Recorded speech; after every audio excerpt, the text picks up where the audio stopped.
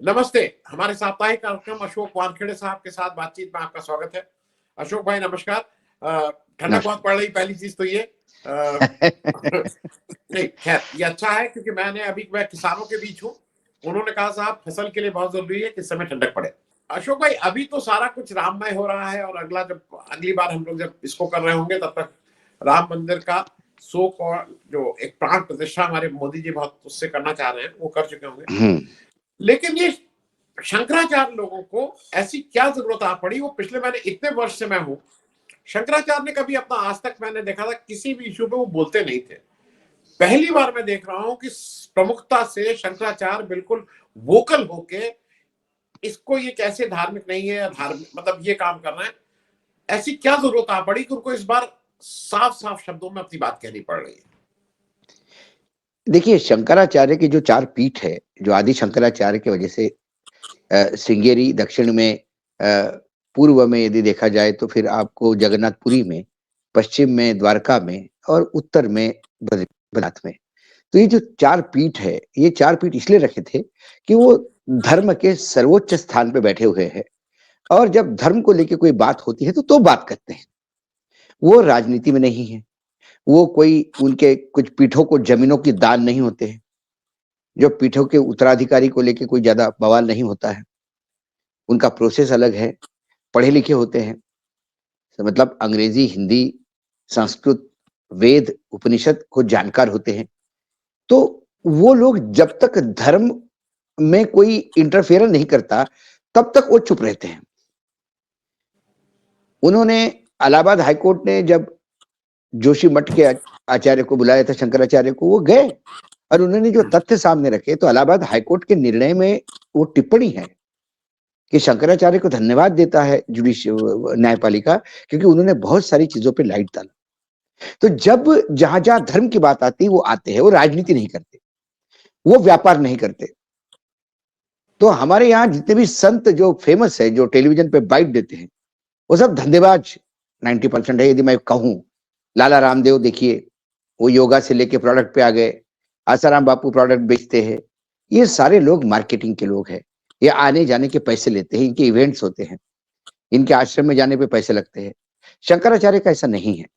शंकराचार्य अपने मठ में है, वो धर्म को रेखांकित करते हैं। धर्म की रक्षा और धर्म का जहां परिभाषित करना होता है धर्म, वो काम करते हैं। अब राम मंदिर में कंट्रोवर्सी क्यों? सीधी बात है कि जब राम मंदिर का निर्माण हुआ तो शंकराचार्य को भी जाएंगे कि नहीं जाएंगे, क्योंकि जैसा क्रिश्चियनिटी में पोप है या आपके बुद्ध में दलाई लामा का स्थान है, वैसे शंकराचार्य का स्थान हिंदू धर्म में है। तो वो जाए, आशीर्वाद दे, यही अपेक्षा थी उनसे। लेकिन उन्होंने जाने से इनकार कर दिया। और कोई इनकार उन्होंने राम मंदिर के खिलाफ नहीं किया, सनातन धर्म के खिलाफ नहीं किया। उन्होंने कहा कि रामलला का 500 साल का संघर्ष है। शंकराचार्य के चारों पीठ भी इस संघर्ष में साथ रहे हैं, ऐसी बात नहीं। तो रामलला का मंदिर बन रहा है, बहुत बड़ी बात है, बहुत अच्छी बात है। लेकिन ये प्राण प्रतिष्ठा बहुत जल्दी हो रही है, क्योंकि धर्मचीत धर्म के अनुसार जब तक मंदिर पूर्ण रूप से बन नहीं जाता, उसमें प्राण प्रतिष्ठा नहीं हो सकती। अधूरे मंदिर में प्राण प्रतिष्ठा नहीं हो सकती।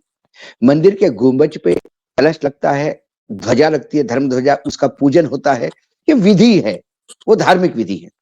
उन्होंने कहा कि आधे अधूरे भवन में भगवान की प्राण प्रतिष्ठा नहीं करनी चाहिए। उनने 2-3 प्ली दिए। उन्होंने कहा लोग ये कहेंगे कि भाई रात को 12 बजे ताले निकाल के जब मूर्तियां रखी थी तब कौन सा मुहूर्त निकाला था, तब कौन सी प्राण प्रतिष्ठा की थी। उन्होंने कहा कि वो समय इमरजेंसी का था। मतलब एक आपातकाल की ऐसी स्थिति थी कि रातों रात मूर्तियां रखी थी, उसमें मुहूर्त नहीं देखा जाता था। या जब गुंबज वो गिरा, वो जो स्ट्रक्चर गिरा, उसके बाद रामलला बाहर खड़े पड़े हुए थे आंगन में, ओपन में, तो उनके ऊपर तंबू का एक वो रख दिया है। लेकिन वहां पे क्योंकि राम की मूर्तियां थी तो वो मूर्तियां लावारिस जैसी नहीं रहे, उस मूर्तियों का बाकायदा पूजन हो, क्योंकि निर्मोही आखड़ा सालों से पूजा करता आ रहा था, तो पूजन कंटिन्यू रहे, इसलिए वो तात्पुरती टेम्पररी वो अरेंजमेंट थी। लेकिन अब सर्वोच्च न्यायालय ने जब ये निर्णय दे दिया है कि मंदिर वहीं बनेगा, अब इसमें कोई सरकार, कोई कानून बीच में नहीं आ सकता ये मंदिर नहीं बने। सर्वोच्च न्यायालय के निर्णय से मंदिर बन रहा है। सर्वोच्च न्यायालय ने आदेश दिया एक ट्रस्ट बनाने के लिए, सरकार ने एक ट्रस्ट बनाया, अब वो ट्रस्ट मंदिर बना रहा है। बहुत बड़ी बात है। अब जब मंदिर बनाने की बात कर दी है और इसमें कोई अड़चन नहीं है, तो फिर रामलला का भव्य मंदिर बन रहा है, ये भी बड़ी बात है, बहुत अच्छी बात है, बनना चाहिए। जब ये भव्य मंदिर बन रहा है तो ये मंदिर बनने दीजिए। जब पूरा मंदिर बनेगा तब उसमें प्राण प्रतिष्ठा भी होगी रामलला की। जब इतने दिन तक रुके तो फिर दिसंबर 2025 तक शायद मंदिर पूर्ण बनेगा, तो फिर बनने दीजिए ना मंदिर। ये आधे अधूरे मंदिर जिसका ऊपर गुंबज नहीं है, जिसका कलश भी नहीं है, ऐसी क्या आ पड़ी है कि 22 जनवरी का ही दिन निकला? ये क्या है 22 जनवरी, इतनी जल्दी क्यों? अब शंकराचार्यों का प्रॉब्लम है उनको चुनाव लड़ना नहीं होता। शंकराचार्य का प्रॉब्लम है उनको जनता को मूर्ख नहीं बनाना होता। धर्म के अनुसार है, वो धर्म की व्याख्या करते हैं। आपको पटे, आप आस्तिक है आप रखिए, आप नास्तिक है आप हट जाइए। आप सनातन हिंदुत्व को मानते हैं, धर्म शंकराचार्य को मानिए। आप नहीं मानते मत मानिए, ऐसा कोई कंपलसरी नहीं गन पॉइंट पे आपके। जो मानता है उनके लिए वो भी धर्म की व्याख्या करते हैं। तो उन्होंने कहा कि क्योंकि रामलला ये धर्म में ही आते हैं, तो इसीलिए उन्होंने कहा कि जहां अधर्म के अनुसार काम हो रहा हो, जहां धर्म की मान्यताएं की धज्जियां उड़ रही हो, वहां हम नहीं जा सकते, क्योंकि हम धर्म को प्रेजेंट करते हैं, हम धर्म को व्याख्यात करते हैं। उन्होंने इतना ही कहा। उसके बाद जो ट्रोल होते हैं कि जिन्होंने कभी पढ़ा नहीं है, अनपढ़ गवारों की जो फौज है अंधभक्तों की, शंकराचार्य का क्या कंट्रीब्यूशन है? मतलब नारायण राणे जैसा मतलब मंत्री, कैबिनेट मंत्री, कई बार मुझे दया आती है इस देश के दुर्भाग्य है ये, नारायण राणे जैसे मंत्री हैं, अनपढ़ कहूं तो मैं क्या कहूं मैं उनसे।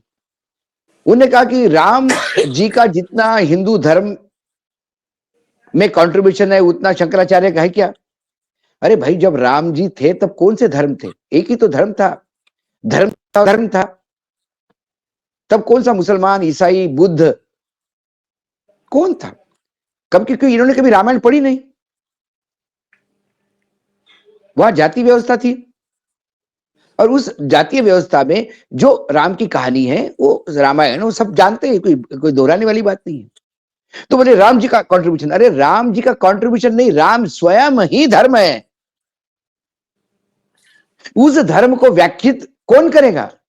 उसका कस्टोडियन कौन है? शंकराचार्य है। और हमारी बीजेपी, हमारी प्रधानमंत्री जी बना रहे। अरे भाई, कौन बीजेपी, कौन प्रधानमंत्री बना रहा है? सर्वोच्च न्यायालय का निर्णय है, जनता जनार्दन बना रही है, लोगों ने कंट्रीब्यूशन दिया है।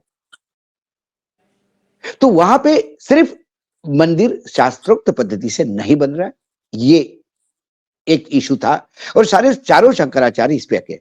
अब प्रॉब्लम क्या हो गई, इन शंकराचार्य के इस कथन के बाद कई लोग सामने आ गए, फिर वो गोदी मीडिया पहुंच गया शंकराचार्य के पास। आप बताइए, मोदी जी कर रहे हैं, आपको क्या प्रॉब्लम है? शंकराचार्य ने कहा कि कौन मोदी भाई, हमको राजनीति से कोई लेना देना नहीं है, आप क्यों मोदी मोदी करते हैं? मोदी तो इस संघर्ष की अंतिम कड़ी है। ये संघर्ष जब 500 साल चालू हो गया था तो पता नहीं मोदी जी किस जन्म में थे।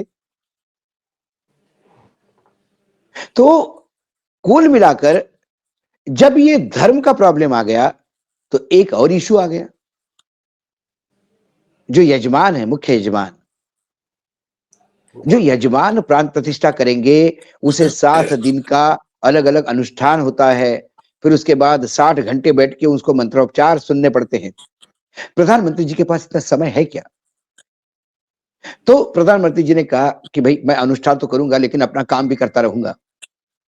तो शंकराचार्य ने एक अधर्म की बात ऑलरेडी कही और फिर इसमें कोई अधर्म का निकाले तो उन्होंने बाईपास निकाला कि एक यजमान होंगे जो पूजा करेंगे, सब करेंगे। एक अनिल मिश्रा जी का नाम आया है सामने, पति पत्नी, और एक सिंबॉलिक यजमान होंगे, वो मोदी जी होंगे। जी जी जी। तो ठीक है भी करिए। अब मोदी जी मुख्य अतिथि है तो जो उसमें एक और प्रॉब्लम है कि वो पत्नी के साथ बैठना पड़ता है, उसमें पति पत्नी होना जरूरी है, सिंगल नहीं कर सकते अनुष्ठान। अब उसमें आनंद जी ये है कि ये वैयक्तिक जीवन है। देखिए, मैं प्रधानमंत्री जी के जीवन पे कोई टिप्पणी नहीं करना चाहता, वैयक्तिक पारिवारिक जीवन पे कोई टिप्पणी नहीं करना चाहता। बकौल प्रधानमंत्री जी विवाहित है, लेकिन बकौल प्रधानमंत्री जी ने यह कहा कि राष्ट्र को समर्पित होने के लिए वो गृहस्थ आश्रम छोड़कर एक सन्यास का जीवन जी रहे हैं और हम इस बात को मानते हैं। क्योंकि उन्होंने जब से बीजेपी के थ्रू या संघ के थ्रू देश सेवा जो बोलते हैं वो कर रहे हैं, तब से प्रधानमंत्री कार्यालय में भी हमने देखा कि वो अपने परिवार से दूर है। परिवार से क्या, वो एक मदर के साथ एक उनका अटैचमेंट था, उसके बाद तो बाकी कोई परिवार ऐसा दिखता नहीं कि उनका अब आ गया है। एक नया परिवार अभी कल मुझे आज ही परसों की एक बहन का नाम आया सामने, भावना गौड़ी। उन्होंने कहा अभी अपने कॉन्स्टिट्यूंसी में कि मेरा मेरा जीतना पक्का है, क्योंकि मेरा भाई नरेंद्र मोदी जो है वो मेरे पीछे खड़ा है पहाड़ जैसा। तो ये पहली बार मुझे एक प्रधानमंत्री की एक बहन भी मिली जिसके खिलाफ ये इनकम टैक्स और ईडी के केसेस चल रहे हैं। तो कुल मिलाकर, वो तो व्यंग्यात्मक बात होगी, कुल मिलाकर प्रधानमंत्री जी यदि अपने आप सन्यासी जीवन जी रहे हैं तो इसको तो हम मना नहीं कर सकते। लेकिन प्रॉब्लम ये है कि टेक्निकल और प्रैक्टिकल ये दो चीजें हैं। टेक्निकली वो विवाहित है, प्रैक्टिकली वो गृहस्थ आश्रम से दूर है, सन्यासी है। तो फिर वो यजमान नहीं बन सकते, सन्यास है तो। और यदि गृहस्थ आश्रम है तो फिर पत्नी का होना जरूरी है। इस टेक्निकलिटी को अवॉइड करने के लिए फिर वो उन्होंने एक नया वो टर्म इजाद किया कि भाई एक तो वो होंगे सीधा तुम्हारे एक सिंबॉलिक होंगे, हाँ, और एक सिंबॉलिक होंगे, है ना। तो उसमें एक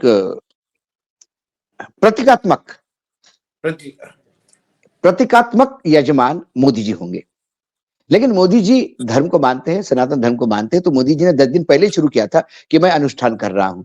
अब उनका अनुष्ठान सात्विक भोजन, जमीन पे सोना, ये जो अनुष्ठान के प्रकार है वो करते होंगे, और मुझे विश्वास है वो करते होंगे।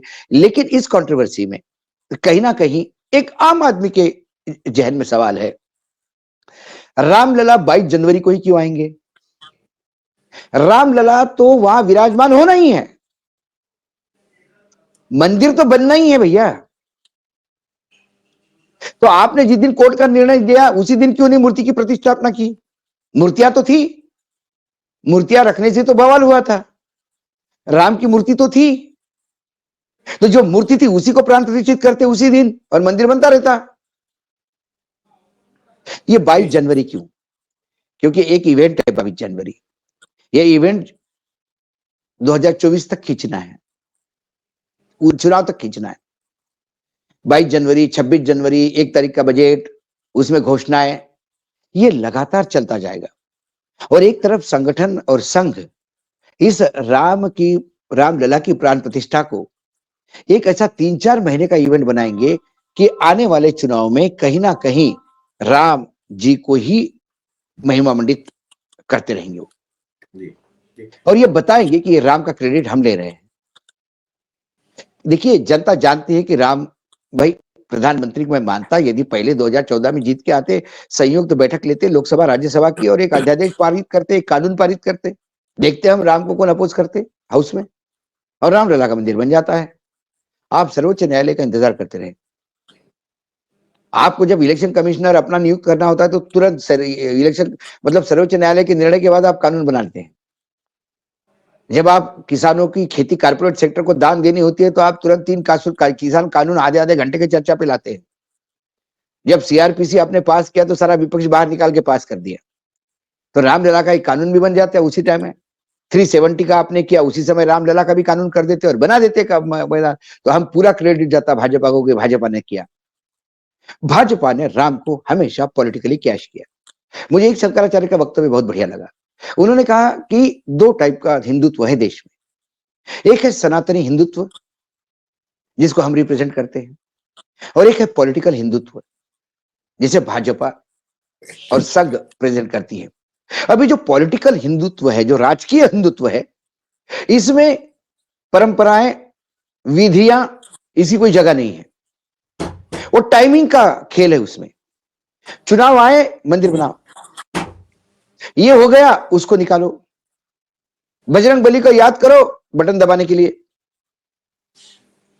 ये पॉलिटिकल हिंदुत्व है। और इसी बात पे कांग्रेस ने भी कहा कि भाई शंकराचार्य भी मना कर रहे हैं, धार्मिक विधि से नहीं हो रहा है, और हमको लगता है कि यह पॉलिटिकल इवेंट है। अब पॉलिटिकल इवेंट क्यों नहीं है? पॉलिटिकल इवेंट इसलिए है कि भाई वो जो एक बिल्कुल बददिमाग इंसान बैठा हुआ है वहां पे, जिसका नाम वो आर्य है, वो क्या है, राय साहब है, चंपत राय। चंपत जी, हाँ। चंपत राय ने कहा कि शंकराचार्य के यहाँ क्या काम है, ये तो रामानंद संप्रदाय का मंदिर है। अरे पर रामानंद संप्रदाय का मंदिर है तो रामानंद संप्रदाय को मंदिर को हैंड ओवर कर दो ना, उनको करने दीजिए प्राण प्रतिष्ठा। आपको क्या बोलने की जरूरत है भैया, महामहिम, उनको करने दीजिए, आपका काम है मंदिर बनाना, बना दीजिए, खत्म कर दीजिए। आप पुजारी आप नियुक्त करेंगे, क्यों नियुक्त करेंगे आप? निर्मोही अखाड़ा इतने दिनों से काम कर रहे हैं, उनको करिए। निर्मोही अखाड़ा के जो मेंबर, जो ट्रस्ट के मेंबर हैं, निर्मोही अखाड़ा ने कहा कि ये रामानंदी परंपरा से पूजा भी नहीं हो रही है, इन्हें सब मिक्स मैच किया। मंदिर में जो सिंबल्स होते हैं राम के, टीका से लेके बाकी सारी, उसमें भी मिक्स मैच कर दिया है। ये अपने हिसाब से बना रहे हैं, इंटीरियर डेकोरेशन में लगे हुए हैं।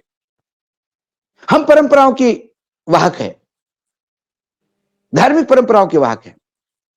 अब इसके बाद कुछ अति मूर्ख जो लोग हैं, मतलब हमारे यहां बैंक्रप्सी की कमी नहीं है। यदि इतना दिमाग लोग किसी शोध संस्थान में लगाते तो शायद ये सोने की चिड़िया होता। कोई शोध निकाल के लाया ये कि साहब जब ये गुजरात में जो सोमनाथ का मंदिर बना वो भी अधूरा था और उसमें भी प्राण प्रतिष्ठा हो गई थी। अधूरे मंदिर में प्राण प्रतिष्ठा हो गई, शंकराचार्य कुछ नहीं कहे, तब शंकराचार्य कहां गए थे? अरे मूर्खो, सोमनाथ के मंदिर में जो शिव जी की पिंड है वो स्वयंभू है, वो प्राण प्रतिष्ठित कभी हुई नहीं, वो स्वयं अवतारित है। और वो मंदिर नहीं बना, उसका जीर्णोद्धार हुआ। स्वयंभू पिंड तो बिना छत की भी पूजी जाती है।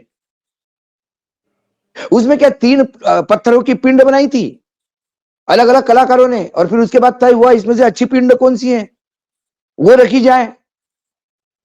ये नहीं हुआ था। वो स्वयंभू शिवलिंग है, यदि पुराणों में बिलीव करें तो। यदि वो स्वयंभू शिवलिंग है तो उसके आसपास आप गुफा बनाओ। हमारे यहां बर्फानी बाबा देखिए, हर साल ठंड में आते हैं और उसके बाद वो स्वयं विसर्जित हो जाते हैं। अब उनकी प्राण प्रतिष्ठा कौन करे? जो स्वयं प्रतिष्ठित है उसकी प्राण प्रतिष्ठा कौन करे?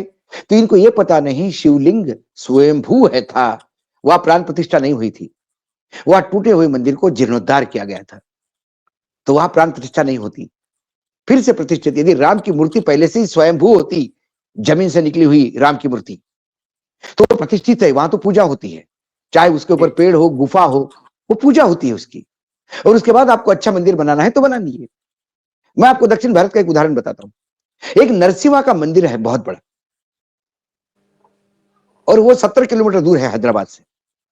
केसीआर के समय बनाया। नरसिम्हा मतलब विष्णु, विष्णु का एक जो प्रारूप है, जो हाँ नरसिंह जो बने थे।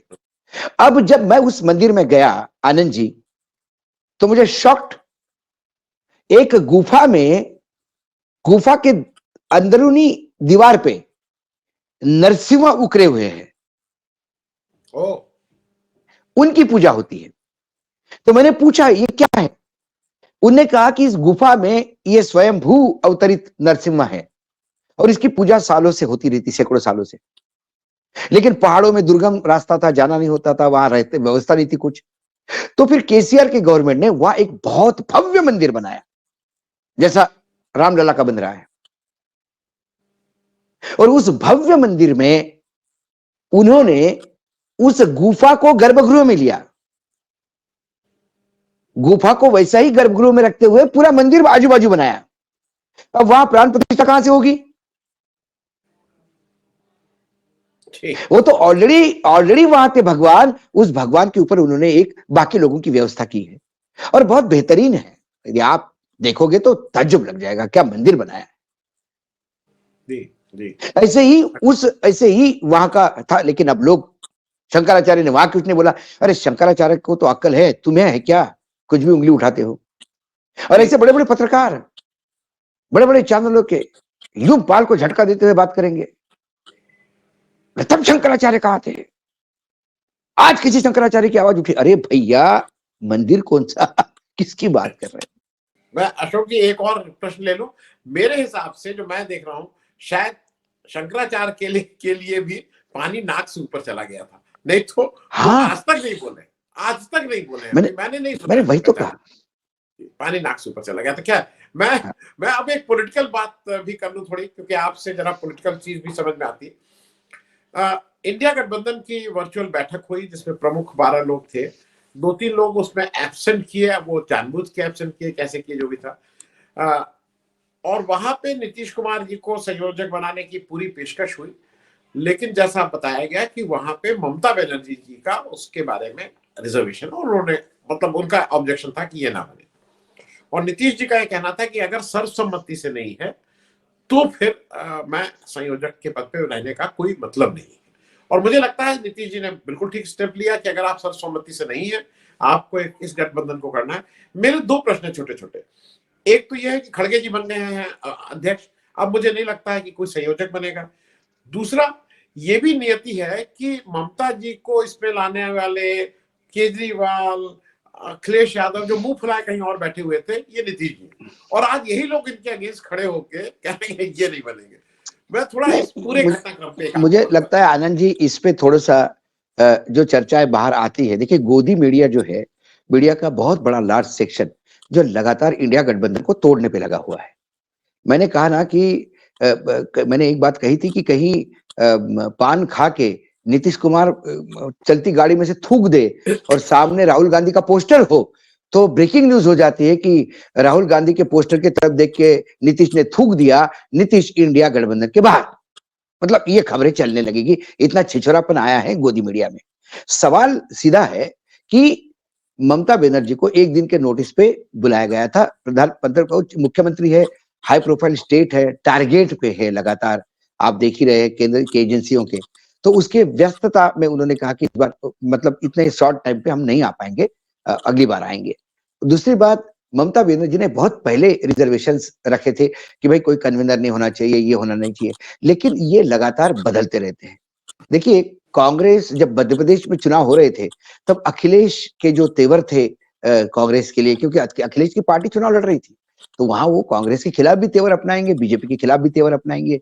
लेकिन आज अखिलेश की जो बात हुई, मतलब मायावती ने अखिलेश को गिरगिट जैसा रंग बदलने वाला कहा, इसके बावजूद अखिलेश जी ने कहा कि हम तो इंडिया गठबंधन के साथ पूरे ताकत के साथ जुड़े हैं और हम लगातार प्रयास करते रहेंगे कि विभिन्न दल, बाकी भी छोटे हो बड़े हो, वो इंडिया गठबंधन का हिस्सा बने। तो बहन मायावती जी उन्होंने कहा कि भाई वरिष्ठ है, ठीक है, उन्होंने कह दिया, हम तो उनको प्रधानमंत्री भी प्रोजेक्ट करे तो हमको कोई ऑब्जेक्शन नहीं, हम तो चाहते हैं कि वो प्रधानमंत्री की भी उम्मीदवार बने। उन्होंने ये बोल के टाल दिया। तो नीतीश कुमार हो गए, ये हो गए, सवाल किसी का ऑब्जेक्शन किसी पे नहीं है। नीतीश स्वयं कंट्रोवर्सी नहीं चाहते। नीतीश इंडिया गठबंधन को बहुत स्ट्रांगली चाहते हैं, क्योंकि नीतीश के लिए भी बिहार बचाना जरूरी है। यदि नीतीश ढीले पड़ गए तो नीतीश को पूर्ण रूप से बीजेपी रिप्लेस कर देगी, क्योंकि हमने देखा कि जब नीतीश और लालू लड़े तो जो नंबर लालू यादव के पास था, आरजेडी के पास, नीतीश और बीजेपी लड़ने के बाद भी आरजेडी ने अपना नंबर इंटैक्ट रखा, नंबर कम हुआ नीतीश का। देखिए इस देश में 2 धाराएं हैं, एक है कांग्रेस और एक है बीजेपी। कांग्रेस जहां छोटे दलों के साथ गठबंधन करती है, वहां छोटा दल प्रॉफिट में होता है, वो बड़ा बन जाता है, आने वाले समय में वो पूरे कांग्रेस को रिप्लेस कर देता है और कांग्रेस वहां नगण्य हो जाती है, नहीं के बराबर हो जाती है। और बीजेपी जहां किसी छोटे दल के साथ टाइप करती है तो एक 5 साल के अंतराल में उस छोटे दल को खा जाती है, उसका अस्तित्व मिटाती है। इसीलिए सारे जो ट्रेडिशनल उनके बीजेपी के जो अलायंस, ट्रेडिशनल जिसको मैं कहता हूं, शिवसेना, अकाली दल, ये दोनों दूर हो गए, नीतीश दूर हो गए, उससे बीजेडी एक डिस्टेंस लेके चलती है। ममता ने थोड़ी ढील दी तो ममता को समझ में आ गया कि ये बिल्कुल दूर है, ममता बिल्कुल प्रखरता से विरोध कर रहे हैं। ये सारे विरोध इसलिए कर रहे हैं कि सबको अपना वजूद बचाना है। मायावती जी ने कहा मैं इंडिपेंडेंट लड़ूंगी, लेकिन मायावती जी को पता है जब साथ में लड़ी थी तो 10 सीटें आई थी मायावती जी की यूपी में, 10 उनकी थी और 5 अखिलेश की थी। इसका मतलब समाजवादी का वोट तो ट्रांसफर हुआ मायावती जी को, मायावती जी का वोट ट्रांसफर नहीं हुआ समाजवादी को। वो उल्टा बोल रही थी प्रेस कॉन्फ्रेंस में। जब वो जब गठबंधन में लड़ी, कम से कम 60, 65, 70 सीटें तो आई। इस बार अकेली लड़ी तो 1 सीट आई। 23-24 का प्रतिशत जो है 12 पे आके टिका, 12-13 पे। यदि अगली बार भी अकेली लड़ती है तो नई दलित लीडरशिप भी पैदा हो सकती है, एक वैक्यूम बनता है। दलितों को भी लगेगा कि बार बार हम, यदि संविधान को बचाना है बाबा साहेब आंबेडकर के, अभी बेसिकली ये संविधान बचाने की लड़ाई है। भारतीय जनता पार्टी का विरोध नहीं किसी को, लेकिन वर्तमान जो नेतृत्व है भाजपा का, वो संविधान बिल्कुल निपटाने में लगा हुआ है। अशोक भाई, चलते हाँ। चलते मैं इसलिए, क्योंकि समय का, मैं 2 प्रश्न पूरा बहुत संक्षेप में, क्योंकि वो आपसे जरा मैं समझने की दृष्टि से, एक मिलिंद देवड़ा जी का कांग्रेस से जाना और शिंदे को ज्वाइन करना, और दूसरा शर्मिला जी को आज कांग्रेस पार्टी ने, जो जगन रेड्डी जी की बहन है, आंध्र प्रदेश कांग्रेस कमेटी का अध्यक्ष बनाना। इन 2 पे अंतिम टिप्पणी लेके एक छोटी छोटी जरा, मैं क्या बहुत हुआ है? जल्दी मैं आंध्र प्रदेश का बताता हूं। आंध्र प्रदेश में वायएसआर, जब कंबाइन आंध्र प्रदेश था, छत्तीसगढ़, तेलंगाना और आंध्र प्रदेश एक था, तब वायएसआर रेड्डी पूरे छाए हुए थे प्रदेश पे। वायएसआर के, मतलब वायएसआर रेड्डी के एक्सीडेंटल मृत्यु के बाद उनके बेटे के साथ पूरी पार्टी चली गई जगन रेड्डी के पास, और कांग्रेस वहां जीरो पे है। यदि कांग्रेस को अपनी विरासत वापस लेनी है तो वायएसआर परिवार से ही जुड़ना होगा, क्योंकि वायएसआर इतने बड़े नेता थे कि उनके मृत्यु के बाद लोगों ने आत्मदाह किया। तेलंगाना में शायद पहला नेता हो गया, मतलब आंध्र प्रदेश में तेलुगु भाषिक राज्य में पहला नेता था जिसके मृत्यु के बाद उसके फॉलोअर्स ने आत्महत्या कर ली। इतना प्रेम करते थे लोग उससे। तो जगन रेड्डी पूर्ण रूप से कई एजेंसियों के रडार पे है, तो गन पॉइंट पे बीजेपी के साथ है। ऐसे में उसकी बहन यदि कांग्रेस में आती है तो कांग्रेस में आशा है कि वहां कांग्रेस कम से कम अपना वजूद देख सकती है कि हमें कहीं तो जगह है। एक है। रही मिलिंद देवरा की तो बहुत ही, मतलब मजेशीर बात है। मिलिंद देवरा को क्या नहीं दिया पार्टी ने? सब कुछ दिया। उनके पिताजी को क्या नहीं दिया पार्टी ने? सब कुछ दिया। अब मिलिंद देवरा का प्रॉब्लम यह है कि मिलिंद देवरा वहां से चुनाव हारे हैं, वो फिर से चुनाव लड़ना चाहते हैं। दक्षिण मुंबई अब ये शिवसेना उद्धव के कोटे में जाएगा, महाविकास आघाड़ी में, क्योंकि उनका अरविंद सावंत वहां सिटिंग एमपी है और 2 बार का है। वो सीट सेना छोड़ेगी नहीं बाय एंड लार्ज, क्योंकि उसका सिटिंग एमपी और 2 बार का जीता हुआ है। तो वहां पर सेना का और इंटरेस्ट यह है कि वर्ली जो विधानसभा कॉन्स्टिट्यूएंसी है उसी में आती है, जहां आदित्य है, बड़ा हाई प्रोफाइल है वो मतदार संघ। लोढ़ा बड़े बिल्डर बीजेपी के वो वहीं आते हैं, और वो कॉन्स्टिट्यूएंसी अपने आप में बहुत हाई प्रोफाइल है। सका पाटिल, एसके पाटिल, द बादशाह ऑफ मुंबई, लगातार 3 बार आजादी के बाद चुनाव वहीं से जीते। उनको निपटाने के लिए आखिर जॉर्ज फर्नांडिस को उतारा गया, और जॉर्ज फर्नांडिस का लाइफ का पहला, आप तो जॉर्ज जी को बहुत अच्छी, आपसे ज्यादा कौन जान सकता है जॉर्ज जी को? जॉर्ज जी का जीवन का पहला लोकसभा चुनाव मुंबई दक्षिण जीता और पहली बार उनको जायंट किलर कहा गया। Giant killer. फिर उसके बाद कई लोग आए। फिर मुरली देवरा जब स्थापित हुए तो मुरली देवरा सबसे ज्यादा 6 से 7 बार वहां से चुनाव लड़े। बीच में 2 बार मुरली देवरा हारे, वो जयंती भाई मेहता से, बड़ा नाम था, गुजराती हेवी नाम था। तो ऐसे में मिलिंद देवरा बिल्कुल चाहेगा वहां से चुनाव लड़े, लेकिन मिलिंद देवरा का प्रॉब्लम है उस कांग्रेस में, जो कांग्रेस महाविकास आघाड़ी का घटक दल है। महाविकास आघाड़ी में शिवसेना है, इसलिए वो सीट किसी भी हालत में कांग्रेस को मिल नहीं सकती। तो मिलिंद देवरा वहां रह के कांग्रेस में जा नहीं सकते। मिलिंद देवरा इसके पहले भी मोदी जी की बड़ी तारीफ कर चुके हैं, लेकिन वो बीजेपी में जाएंगे तो भी वो सीट उनको नहीं मिल सकती, क्योंकि वहां शिवसेना की सीट जीती हुई है। तो एकनाथ शिंदे भी उस पर क्लेम कर रहे हैं कि भाई जितनी शिवसेना जीती, भले ही वो अरविंद सावंत हमारे साथ नहीं आया, लेकिन हम ओरिजिनल शिवसेना है, तो हमारा क्लेम बनता है। तो उनके लिए एक ही चारा था कि वो एकनाथ शिंदे के साथ चला जाए, और एकनाथ शिंदे के साथ कोई भविष्य नहीं होता, लेकिन एकनाथ शिंदे के पार्टी से वो उम्मीदवार बन सकते हैं। अब एक दूसरी बात सुनने में आई कि भाजपा उनको प्रेशराइज कर रही है कि इनको राज्यसभा भेजो, क्योंकि भाजपा को वो मतदार संघ वापस चाहिए। जी भाजपा इतनी ताकतवर है महाराष्ट्र में कि एकनाथ शिंदे उनके सामने बोल नहीं पाएंगे। मिलिंद देवरा मात्र लोकसभा सीट के चक्कर में एकनाथ शिंदे के साथ चले गए। बाकी ये नहीं कह सकते कि मेरे को पार्टी ने कुछ नहीं दिया। जब चुनाव लड़े तब तो बीजेपी का और शिवसेना और बीजेपी विरोध कर रहे थे, अरविंद सावंत के खिलाफ लड़े जी तो ये जो मुंह में सोने का चम्मच लेके आए हुए उम्मीदवार है बीजेपी कांग्रेस में, खासकर राहुल गांधी को मैंने तो एक बार कहा भी कि राहुल जी संघर्षशील हो सकते हैं, बहुत है, पार्टी को एक करते हैं, उनकी ईमानदारी पे मुझे शक नहीं है, राहुल के हार्डवर्क की बात, लेकिन राहुल जी का एक जगह बहुत बड़ा फेलियर है, वो इंसान पहचान नहीं पाते।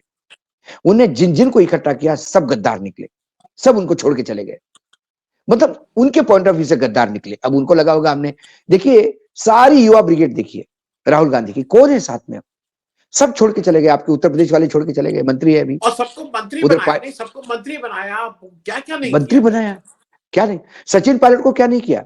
सचिन पायलट इसलिए नहीं जा रहे कि वहां जुगाड़ नहीं हो रहा है,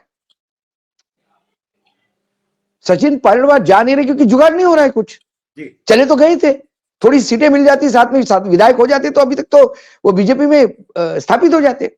नहीं, वो तो वसुंधरा जी ने अपना वीटो लगा दिया कि नहीं आएंगे, वीटो लगा दिया, नहीं तो ये तो चले गए थे।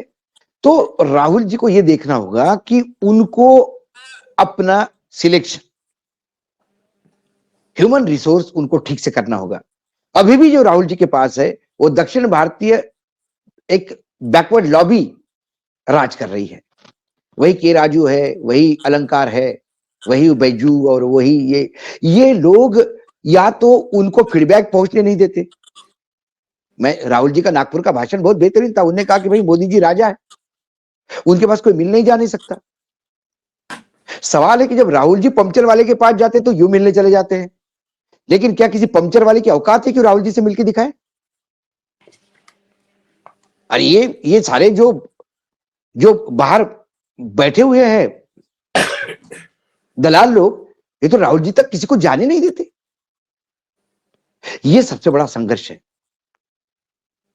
तो उनको ह्यूमन रिसोर्स थोड़ा सा ठीक रखना चाहिए, ठीक बात। आदमी की पहचान करना, नहीं तो होगा क्या, उनकी मेहनत किसी काम की नहीं होगी। जी अशोक भाई, मैं आपको आपको सुन के अच्छा लगेगा, मैं कोशिश कर रहा हूं कि अभी कुछ देर पहले दर्शक देख लेंगे जो लगा, निर्मला जी के जो उनके सामान है, उनका तान, उनका सितार, उनकी बहुत सी वो मैं एक अभी लाइब्रेरी में पानीपत में एक व्यक्ति ने इतने अच्छे ढंग से रख रहा है, कथूरिया जी है, मतलब आपको देख के तबीयत खुश आएगी कि एक व्यक्ति निर्मला देश पांडे जी की एक एक चीज को उठा के रखा है। मेरे पास कुछ फोटो है, मैं पहले लगा दिया हूँ दर्शकों को, मैं उन लोगों में से था जिनके निर्मला जी के साथ में घंटों बात हुई मेरी, मैं बड़ा सौभाग्यशाली समझता हूँ, उनका आशीष प्राप्त है। गांधीवादी थी और जो बेबाकी से वो मुझे अंदर सारे किस्से जो बताती थी, वो कभी किस्से एक दिन बैठेंगे तो वो किस्से का अपने आप में बहुत महत्व है। उस समय के राजनीतिज्ञ जी, मैं दर्शकों को सिर्फ ये बता दूं कि अब शायद 24 कैरेट सोना मिलना मुश्किल हो गया है, जैसे उस तरह के व्यक्ति 24 कैरेट होते थे, अब वो सोने में भी मिलावट आ गई है, सोने में भी मिलावट आ गई है, पॉलिटिशियन में भी मिलावट आ गई है, इंसान में भी मिलावट आ गई है। अशोक भाई बहुत बहुत धन्यवाद, थैंक यू सो मच। धन्यवाद।